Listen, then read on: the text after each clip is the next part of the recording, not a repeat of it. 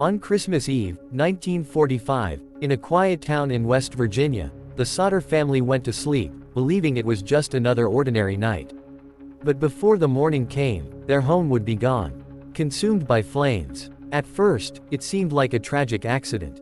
A house fire, a family torn apart. But as the smoke cleared, something didn't make sense. 5 children were missing. No bodies, no remains, nothing. Searchers combed through the ashes, expecting the worst. But what they found was even more disturbing. There was no trace that those children had ever been inside the house. No bones, no evidence. It was as if they had vanished before the fire even began. Then came the strange details. A ladder moved from its usual place. A phone line cut. Witnesses claiming they saw the children alive after the fire. This wasn't just a tragedy. It was something else, something planned, something hidden. And one question still remains: what really happened to the Sodder children? At first, it looked like a normal house fire. The Sodder home, engulfed in flames.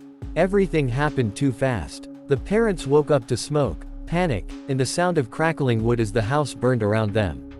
They managed to escape. 4 of their children made it out alive. But 5 were still inside. Or at least, that's what everyone believed. George Sodder tried to rush back into the house to save them. But the fire was too strong. Desperate, he ran to get his truck, planning to use it to reach the upper floor. But then, the truck wouldn't start. Not one, but both vehicles suddenly failed. At the same time, with no other option, he tried to climb using a ladder that was always kept beside the house. But when he ran to grab it, it was gone. Vanished. As if someone had moved it, just before the fire began. Meanwhile, his wife tried to call for help. But the phone line was dead. Later, it would be discovered that it hadn't burned in the fire. It had been cut, cleanly, deliberately. By the time firefighters arrived, it was too late. The house had collapsed into ashes. The official report was simple: electrical fire. 5 children Pajablo died. Case closed. But when investigators searched the remains, they found something impossible. No bodies, no bones, nothing. Not even traces of human remains that should have survived the fire. Because even in the hottest fires, something is always left behind. That's when the story changed. This wasn't just a fire anymore. It was a disappearance. After the fire, the Sodders were desperate for answers. Neighbors, friends, and relatives began to come forward, and their statements only added to the mystery. Some claimed they saw children alive that night, running away from the burning house. Others remembered a strange man near the property, watching the family, then disappearing into the darkness. But the strangest details weren't human at all. George Sodder noticed odd marks on the walls of the burned house. Deep scratches, almost claw-like, as if someone, or something, had tried to get in, or get out. He also received strange phone calls in the weeks after the fire. Silent calls, heavy breathing on the other end. And once, a voice whispered a name he knew too well: Sodder. Even more unnerving, the ladder that could have saved the children was never found. And when he asked local authorities about the phone line, they said it had been cut before the fire even started. It was impossible. Everything pointed to one terrifying conclusion: someone had planned this. The Sodders refused to accept that their children had simply perished in the flames. They believed their kids were taken. And as years passed, strange letters, sightings, and mysterious strangers kept the hope alive, and the fear burning. In the weeks and months after the fire, George and Jenny Sodder refused to give up. They searched relentlessly, put up posters, and followed every lead. But what they found was stranger than anyone could imagine. Strangers sent letters claiming to know the children's fate. One letter even warned, "They are alive, far away, don't look for them here." Other letters were cryptic, with drawings that resembled the children's faces, and dates that hinted at meetings that never happened. Some locals whispered about a kidnapping by organized groups. Others suggested the children had been taken by someone with personal vendetta, maybe someone who held a grudge against the family.